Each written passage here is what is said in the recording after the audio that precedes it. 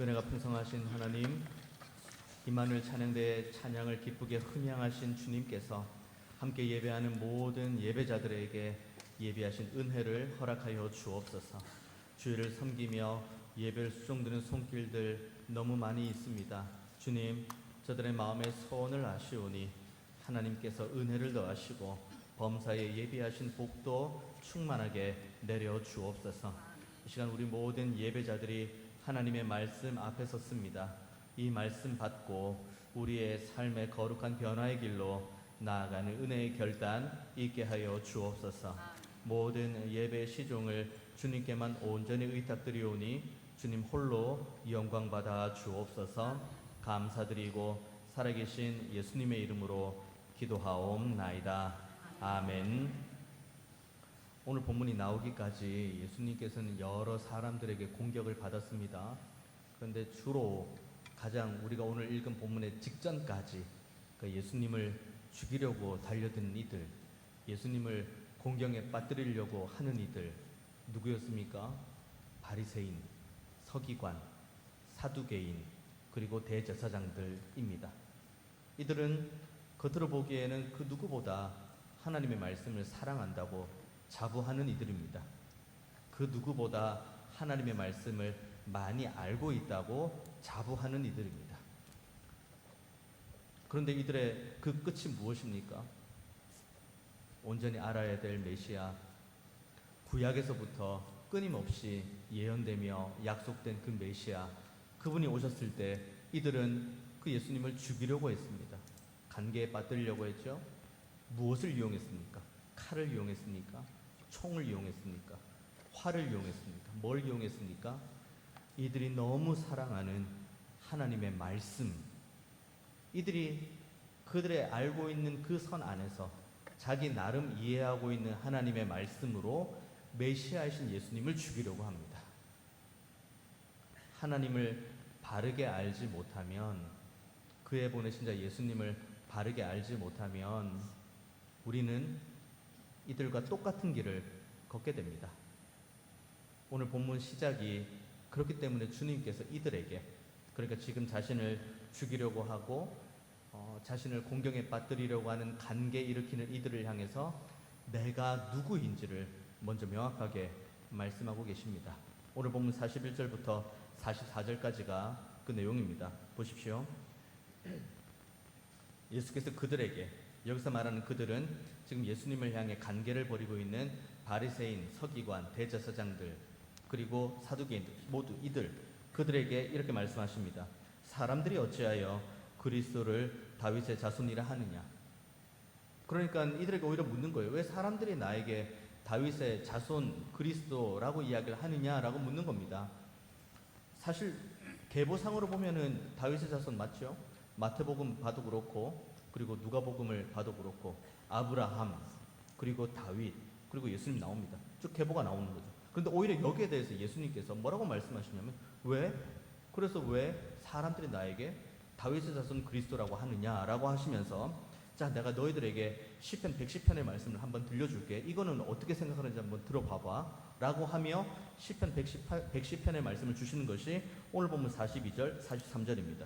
시편의 다윗이 친히 말하였으되 주께서 내 주께 이르시되 내가 내 원수를 내 발등상으로 삼을 때까지 내 우편에 앉았으라 하셨도다. 주님께서 물으시는 거예요. 아니, 다윗의 자손 그리스도인데 그러면 왜 다윗은 그 메시아를 향해서 내 손자, 내 아들이라고 안 하고 왜 내 주라고 이야기를 하느냐? 이걸 오히려 질문하는 거죠. 그리고 그 질문에 대해서 오늘 본문의 핵심은 그겁니다. 42절에 주께서 내 주께 이르시되입니다. 그러니까 여기서 예수님이 누구신지가 명확하게 나오는 거죠. 그러니까 예수님은 하나님의 아들이시고 근본 하나님과 동등한 본체를 가지고 계시지만 육신의 몸을 입고 이 땅에 오신 거예요. 그리고 그 오신 이유에 대해서도 43절에 명확하게 이야기를 합니다. 내가 내 원수를 내 발등상으로 삼을 때까지 내 우편에 앉았으라. 그러니까 하나님께서 우리 주 예수님을 우편에 앉아두시겠다는 거예요. 이것은 비단 그냥 마태복음 그리고 누가복음에 나오는 그 계보상의 문제를 넘어서서 우리 주님이 메시아이신 이유를 분명하게 말하고 있고, 그리고 그 메시아이신 주님이 이 땅에 오신 분명한 이유를 말하고 있는 겁니다. 무슨 이유입니까? 내 원수를 내 발등상으로 삼을 때까지입니다. 그러니까 원수를 완전하게 이길 때까지입니다. 그러면 여기서 질문 한번 합니다. 원수 누구입니까? 지금 이 원수, 주님께서 말씀하신 이 원수, 아수르입니까? 바벨론입니까? 뭐 바사, 페르시아입니까? 아니면 뭐 그리스, 헬라입니까? 로마입니까? 신구약의 성경은 원수가 무엇인지 분명하게 말하고 있습니다. 로마도 아니요, 아수르도 아니요, 바벨론도 아니요. 진정 메시아가 이 땅에 오신 궁극의 이유, 원수를 완전히 이기고자 하는 분명한 이유는 죄와 사망의 권세입니다. 그러니까 주님께서 지금 말씀하시는 건, 내가 지금 이 땅에 온 이유는 너희들을 로마로부터 완전히 해방시키기 위해 이 땅에 온 것이 아니라 너희들의 영혼을 완전히 갉아먹고 너희들의 영생이 끊어지는 그 죄와 사슬로부터 너희들을 구원하기 위해 왔다는 것을 오늘 본문이 말하고 있는 겁니다. 왜 다윗의 자손이라는 이야기를 계속 하는지 아십니까? 이스라엘 백성들이. 이유는 분명합니다. 그들이 생각하는 이스라엘의 역사에서 가장 찬란한 왕권, 가장 위대한 왕, 다윗입니다. 그러니까 이들이 꿈꾸는 건 그거죠. 지금 우리가 아수르, 바벨론부터 시작해가지고 계속해서 억압을 받고 있는데, 지금 로마에 이르기까지 다시 한번 다윗의 왕조를 꿈꾸고, 다윗의 왕조를 꿈꾸면 어떻게 해야 됩니까? 지금 우리를 억압하는 이 로마의 세력으로부터 우리를 해방시키는 역할을 해야 되는 거죠. 그것을 기대하는 거죠. 근데 주님 그거 아니라고 이야기를 하는 겁니다. 내가 지금 여기 온 이유는 내가 다윗의 왕권과도 같이 이 땅에서만 통치하는 것이 아니라 하나님 보좌 우편에서 온 우주 만물을 통치한다는 것을 우리에게 말해주고 있는 거죠. 단순히 우리가 하나님을 바라보면서 주님 이거 해결해 주세요, 이거 어렵습니다, 이거 지금 난감합니다, 이거 장애물 있습니다, 이거 눈물 있습니다, 주님 해결해 주세요, 고쳐주세요, 회복시켜주세요 라고 하는 정도 선에만 머무르면 우리는 여전히 그냥 다윗의 자손 예수님, 그냥 우리의 소원을 성취해 주시는 예수님, 이들의 지금 다윗의 자손 예수님이라고 말하면서 계속 따라간 이유가 무엇입니까? 병도 고치시죠, 먹을 것도 주시죠, 그리고 심지어 죽은 자도 이렇게 세우시죠, 귀신도 쫓아내시죠. 너무너무 신기한 거, 너무 힘이 있는 겁니다. 근데 주님은 그거 아니라고 말씀하십니다. 내가 이 땅에 온 궁극의 이유는 죄와 사망의 권세로부터 너희들을 해방시키기 위함이다. 이들에 비해서 우리는 더 많은 걸 알고 있습니다. 지금 여기 본문에 기록된 이때 당시 그들에게, 예수께서 그들에게 이르시되라고 하는 이 시간의 흐름에 있는 이 사람들에 비해서 우리는 더 많은 걸 알고 있죠. 이때 당 사람들은 십자가 전의 일이에요. 사람들이죠. 하지만 우리는 모든 걸 알고 있습니다. 주님께서 이 길을 쭉 걸어가시다가 십자가를 지시고, 그리고 장사한 지 사흘 만에 부활하시고, 그리고 승천하시고 반드시 다시 오실 거라고 약속하시고, 이것을 우리는 이미 알고 있고, 창세기부터 요한계시록까지의 이 신구약 66권의 성경을 우리가 이미 알고 있습니다. 그렇기 때문에 우리의 시선은 이 땅에서 호의호식하며 이 땅에서 내 소원 하나 해결해 가자고 주님을 믿는 믿음의 자리에 있는 것이 아니라, 우리 주님께서 가르쳐 주신 기도대로 아버지의 뜻이 하늘에서 이루어진 것 같이 땅에서도 이루어지기 원합니다. 이 기도의 제목으로 나아가는 은혜가 있기를 원합니다. 우리가 가야 될 곳은 분명합니다. 우리 주를 믿는 믿음이 있죠. 그리고 십자가 지신 주님이 내 죄를 대신해서 십자가 지셨다는 것 우리 모두 알고 있습니다. 그리고 그 주님이 죽으시고 부활하셨다는 것을 믿고, 그 믿음을 가지고 주님을 온전히 믿음으로 내 주로 고백할 때에 우리가 가게 될 하나님의 나라 우리 분명히 알고 있습니다. 그런데 우리가 이 땅에서 무엇을 구합니까? 여전히 이 땅의 것을 구하고, 이 땅의 것을 찾고, 이 땅에서 내 문제를 해결하고, 그리고 그 문제가 내가 보기에는 해결이 안 되면은 하나님 앞에 실망하고 원망하고 주를 떠나고, 그런 일들이 계속해서 비일비재하는 가운데에 주님께서 우리에게 끊임없이 말씀하시는 건 그거예요. 내가 이 땅에 온 것은 죄와 사망의 권세를 이기고 너희들에게 하나님의 나라에서 영원히 거할 수 있는 은혜의 선물을 주기 위함이라는 것. 그러니까 우리는 지금 살고 있는 것도 주 예수님의 십자가 죽으심과 부활로 인해서 우리가 살고 있는 겁니다. 그러니까 우리의 삶의 방향은 마땅한 방향이 되어야 됩니다. 우리가 정말 하나님을 온전히 알고 있다면, 그리고 하나님께서 보내신 우리 주 예수님을 온전히 알고 있다면 우리의 입술의 고백은 로마서의 고백과 동일한 고백이 되어야 됩니다. 내가 살아도 주를 위하여 살고 내가 죽어도 주를 위하여 죽는 겁니다. 그런데 만약에 이게 안 됩니다. 우리가 아직까지 하나님을 아는 지식이 여기까지 부유하지 않습니다. 여전히 젖먹는 신앙입니다. 그러면 우리는 계속해서 하나님을 내 소원 성취해 주는 그런 이방신 섬기듯이 우리는 섬길 수밖에 없게 됩니다. 바라기는 저와 여러분이 정말 하나님을 알아가되 온전하게 알아가는 은혜가 있기를 원합니다. 그래서 하나님의 말씀으로 날마다 예수님을 죽여나가는 것이 아니라 하나님의 말씀으로 자기 자신을 쳐서 죽이고 그리고 우리의 삶을 온전하게 세워가는 은혜 있게 되기를 원합니다.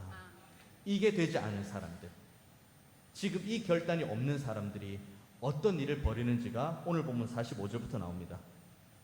그들에게, 그러니까 41절에 그들에게 바리새인, 서기관, 대제사장들, 사두개인들 그들에게 이 말씀을 주신 이후에 이제 45절에 모든 백성이 이 얘기를 들을 때에 예수님께서 이제 제자들에게 가르치십니다. 뭘 가르칩니까? 46절의 말씀. 긴 옷을 입고 다니는 것을 원하며 시장에서 문안받는 것과 회당의 높은 자리와 잔치의 윗자리를 좋아하는 서기관들을 삼가라고 이야기를 합니다. 서기관 누굽니까? 하나님의 말씀 열심히 필사하는, 그때 인쇄술이 발달된 건 아니니까요. 성경 말씀을 필사하면 이게 필사를 하고 남겨놔야 그 다음 이제 계속 전통이 이어져 나가니까요. 얼마나 거룩하고 대단한 직분을 가지고 있는 분들입니까? 그리고 이걸 가지고 회당에서도 많은 사람들을 하나님의 말씀으로 가르치고 권면하는 자리죠. 얼마나 대단한 자리입니까? 그런데 이 사람들이 지금 뭐 하고 있습니까? 긴 옷을 입고 시장으로 가요. 서기관이 입는 이 긴 옷은 평상복이 아닙니다. 왜 근데 평상복이 아닌 긴 옷을 입고 시장으로 갑니까? 많은 사람들이 있는데 시장에서 물건도 사고 파는데 사람들이 많잖아요. 보면은 사람들이 뭐라고 합니까? 아, 서기관님 오셨습니까? 얼마나 수고 많으십니까? 얼마나 대단하십니까? 얼마나 제가 너무 존경합니다. 제가 너무 사랑합니다. 계속해서 칭찬해 주죠. 인정해 주죠. 회당으로 갑니다. 회당으로 가니까 사람들이 여기 상석에 앉으십시오. 여기에서 우리에게 말씀을 가르쳐 주세요. 잔치 자리로 갑니다. 그러니까 아이고 서기관님 오셨냐고 상석에 앉으십시오.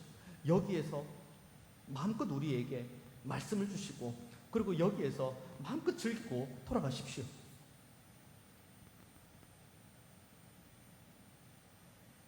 처음은 겸손했겠죠.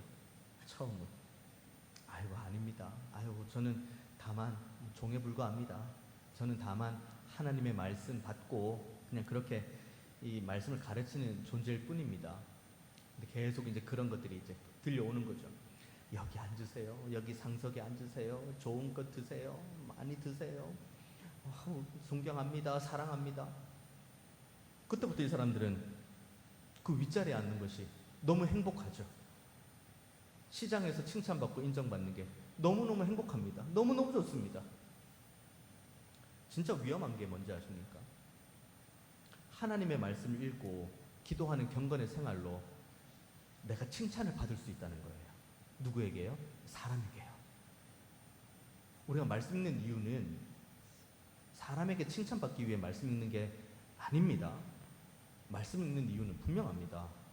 이 말씀을 통해서 하나님이 누구신지 알아가고 그리고 그 안에서 나의 연약함을 발견해가고 그래서 하나님의 말씀 붙들고 주님 제가 더욱 하나님의 형상으로 회복되기를 원합니다. 거룩하고 성결한 삶을 살기 원합니다.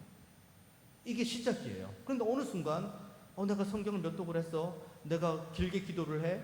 내가 늘 경건의 생활을 지켜. 그러니까 사람들이 대단하다. 칭찬하다. 인정해 주는 거예요. 이게 말 그대로 경건을 가지고 자신의 이익을 취한 장사하는 사람들의 모습인 거죠. 우리가 경건 생활하는 가장 큰 이유는 하나님께 영광입니다. 그런데 그 영광을 우리가 중간에서 가로채는 거죠. 이것을 너무너무 좋아하는 겁니다. 이들에게 하나님을 아는 지식이 있을까요? 하나님을 아는 지식이 단 하나라도 있다면 그 자리 좋아하지 않습니다. 좋아하는 서기관들 삼가라고 이야기합니다. 그러니까 좋아한다는 거예요.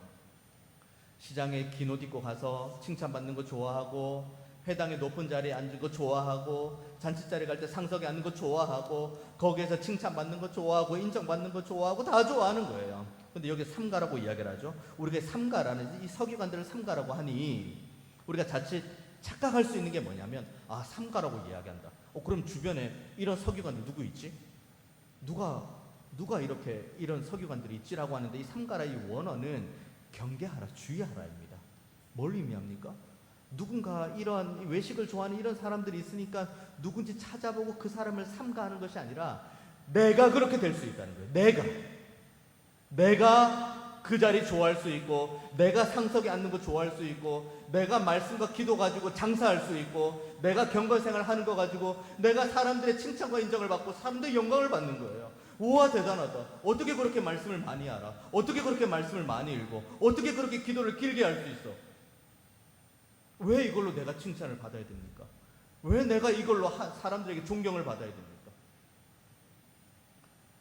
성경을 보나 기독교 역사를 보나 하나님을 알아가면 알아갈수록 입이 닫아져요. 하나님을 극적으로 만났던 이사야를 보십시오. 하나님을 극적으로 만났던 욥을 보십시오. 입을 가려요. 입을 가리고 그들의 고백은 거룩 이거밖에 없습니다. 하나님, 제가 하나님을 만난다. 하나님, 제가 이것도 있고 저것도 있고. 그건 아직 하나님 안 만난 거예요. 영광의 주님, 거룩하신 하나님을 아직 안 만난 겁니다. 하나님을 온전히 만났다면 입을 가릴 수밖에 없어요. 그 영광의 하나님이 지금 우리에게 주시는 놀라운 은혜와 사랑이 있는데, 거기다 대고 어떻게 우리가, 하나님, 제가 말씀을 몇 독을 했고 제가 기도를 얼마나 길게 했는지 아십니까? 제가 얼마나 수고하고 애썼는지 아십니까? 어떻게 우리가 이걸 하나님 앞에 말할 수가 있습니까? 그분은 나를 대신에 죽으셨는데요.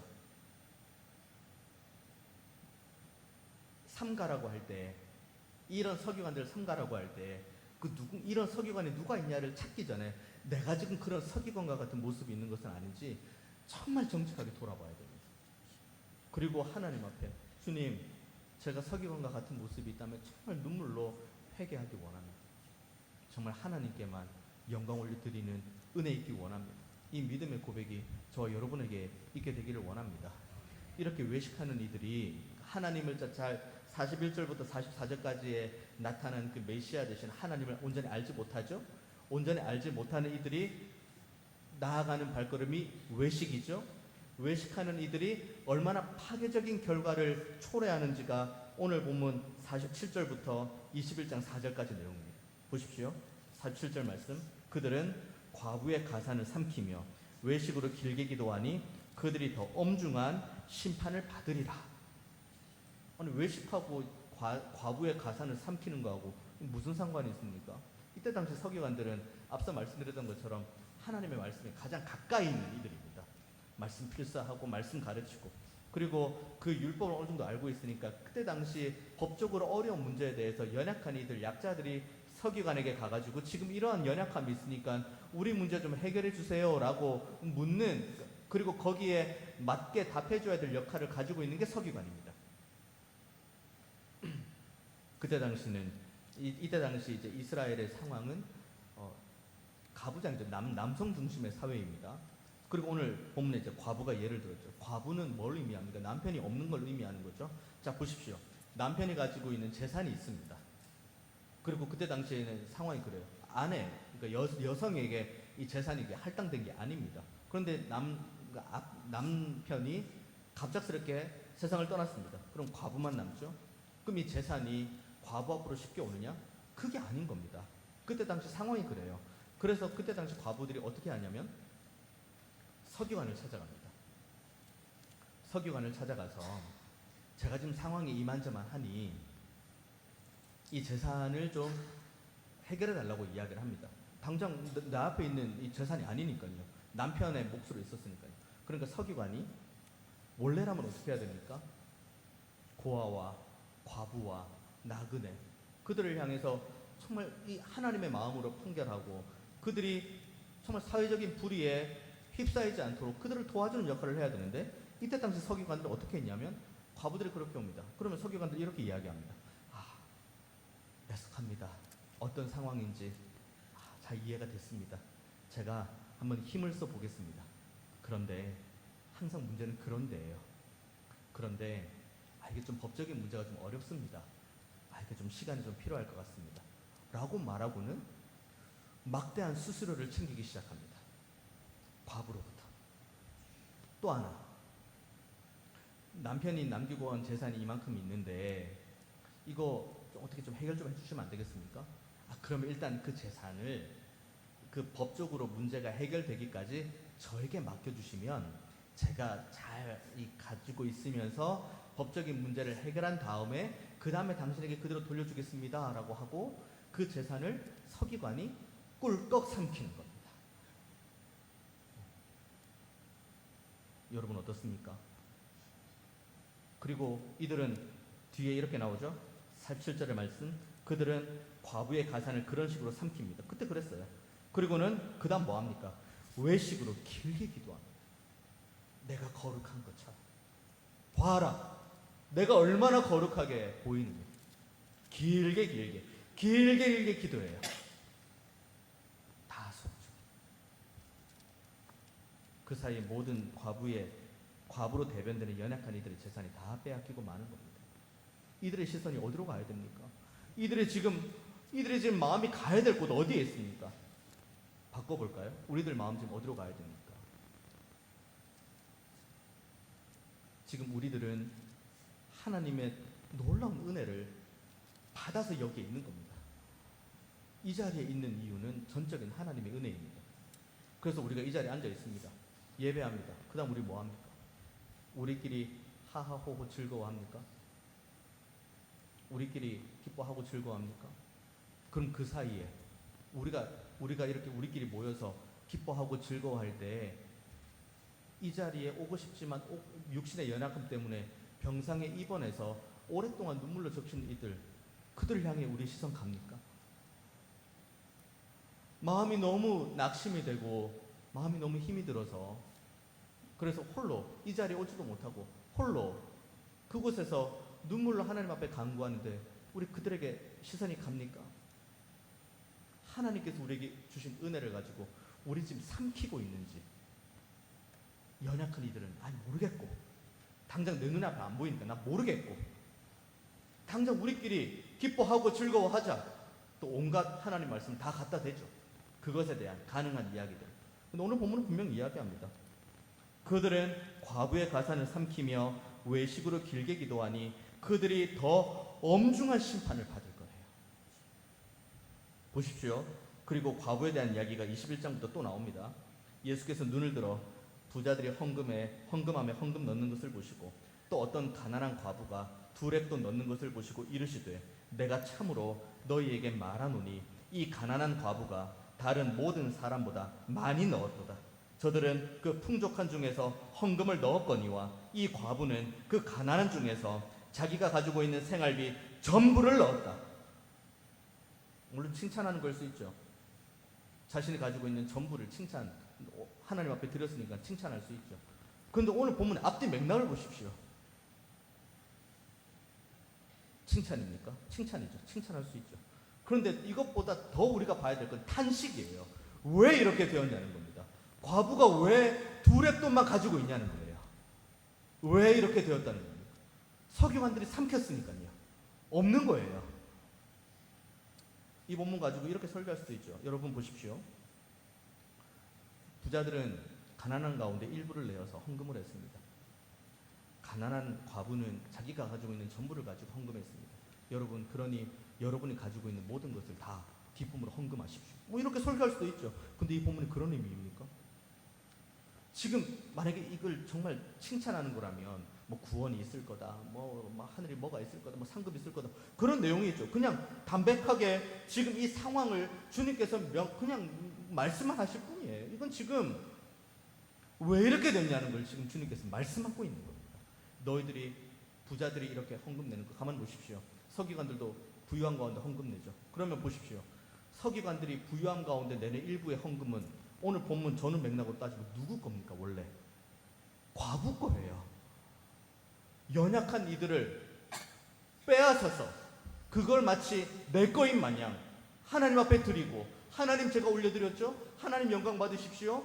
그리고는 많은 사람들에게 칭찬받고 인정받고 존경받고, 나는 거기에서 더 길게 기도하고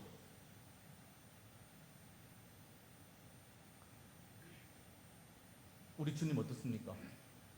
우리 주님 어떤 길을 걸으셨습니까? 우리 주님이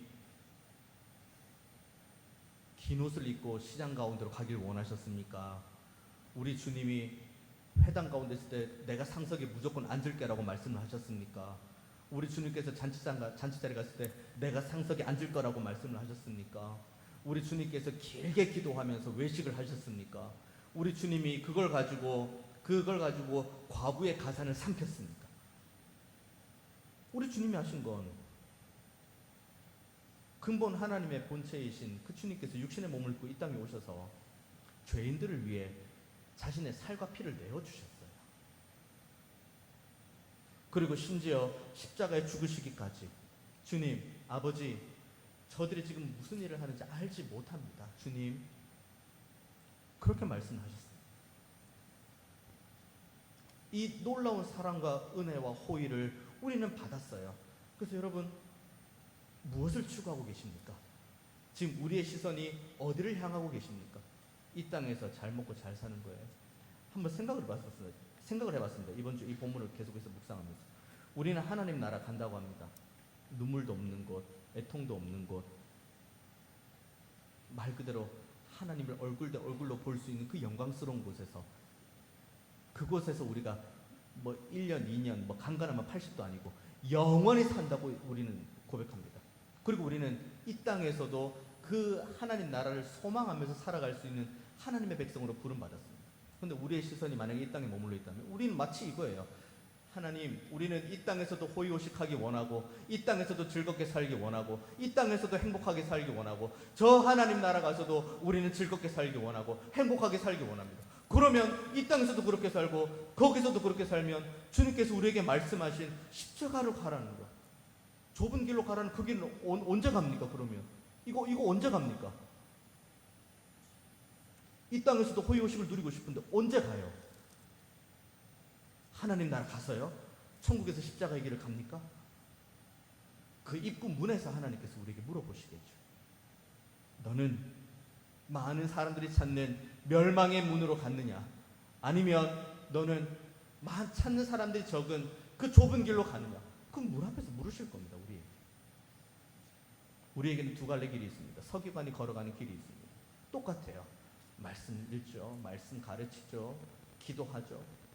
그리고 주님께서 우리에게 보여주신 길이 있습니다. 똑같아요. 말씀 가르치죠. 기도하죠. 어느 길로 가시겠습니까? 바라기는 저 여러분 혹시나 서기관의 그 길로 걸어가고 계시다면 하나님을 향해 올라가야 될 영광을 중간에서 우리들이 지금 가로채고 있다면 그 길에서 속히 돌아오십시오. 속히 돌아오십시오. 그리고 정말 낮은 자리에서 지금도 울고 있는 이들 어디에 있나? 지금도 아파하고 있는 어디에 있나? 우리끼리 하하호호하는 것을 만족해하는 것이 아니라 지금 애통해하는 이가 어디에 있나? 거기를 향해 우리의 시선이 머무는 은혜 있기를 원합니다. 명절 전후로 해서 뭐 이후에도 계속 다녀야 될 것 같습니다만 요양원과 병원을 여기저기 다녀봤습니다. 제일 아픈 순간인데, 한 요양원에 가면 제가 한 1년에 한 4번, 5번 이렇게 만납니다. 근데 그 권사님 만날 때마다 90 넘으신 권사님이신데 그 권사님이 워낙 정신이 또렷하시니까요. 권사님이 진짜 병실로 제가 들어가면 권사님이 병실에 계시죠? 저랑 눈이 마주칩니다. 그러면은 권사님이 제 손을 덥석 잡고 그 다음 한참을 우시면서 뭐라고 말씀하는지 아십니까? 목사님, 이렇게 좀 기도해 주세요. 저 좀 빨리 좀 데려가 달라고요. 저 여기서 사는 게 너무 힘들어요. 저기 어디 우리가 얼굴 모르는 저 멀리 있는 분을 제가 지금 말하는 게 아니에요. 우리 예수님께서 보여주신 길, 결국 말씀 읽고 기도하고 말씀 가르치고 스스로 말씀으로 날마다 자신을 죽이고 복종하고 그리고 그걸 가지고 그 눈물 흘리는 대로 가는 거예요. 그래서 제가 그 권사님 손을 붙들고 하나님 빨리 우리 권사님 데려가 주세요. 그렇게 기도합니까 제가? 하나님 우리 권사님 불쌍히 여겨주세요. 하나님 우리 권사님 흐르는 눈물 닦아주세요. 하나님 우리 권사님 마음을 주님 위로하여 주세요. 얼마나 많이 계시는지 아십니까? 그렇게 우리가 같이 울어야 될 곳으로 더 예수님께서 낮아지신 것 그 이상으로 낮아진 곳으로 나아가는 저와 여러분 되기를 원합니다. 하나님께서 우리의 걸음을 칭찬해 주실 것이고 우리의 걸음을 통해 그들의 눈물도 닦아 주실 것이고 우리의 눈물도 닦아 주실 겁니다. 외식하는 자리에서 떠나 돌아오시고 주님의 마음을 본받아 다시 한번 하나님을 뜨겁게 사랑하는 자리, 말씀으로 자신을 쳐서 복종시키는 자리, 그리고 눈물 흘리고 애통해하며 육신의 연약함과 마음의 연약함을 가지고 심란하게 기도하는 이들을 향해 우리가 더욱 나아가는 저와 여러분 모두가 되시기를 주님의 이름으로 축원드리겠습니다. 기도하겠습니다. 은혜가 풍성하신 하나님, 우리가 이 말씀 붙들고 다시 한번 우리 자신을 돌아보기 원합니다. 말씀 읽고 기도하고 섬기고 수고하고 애쓰면서 하나님께 올려드려야 될 영광을 우리가 대신 취하고 있다면 주님, 지금이라도 당장 회개하는 자리로 나아가게 하여 주옵소서. 그리고 근본 하나님과 동일한 본체이시지만 가장 낮은 자리로 오셔서 우리에게 살과 피를 다 내어주신 그 주님의 그 길을 우리도 걸어갈 수 있도록 주님 우리에게 믿음을 주옵소서. 하나님 아는 지식이 날마다 새로워지게 하여 주옵소서. 하나님과 그의 보내신 자 예수님을 알되 바르게 알아갈 수 있도록 주님 우리 안에 성령의 충만함을 주시고 지혜와 명철도 더하여 주옵소서. 감사드리고 살아계신 예수님의 이름으로 기도하옵나이다. 아멘.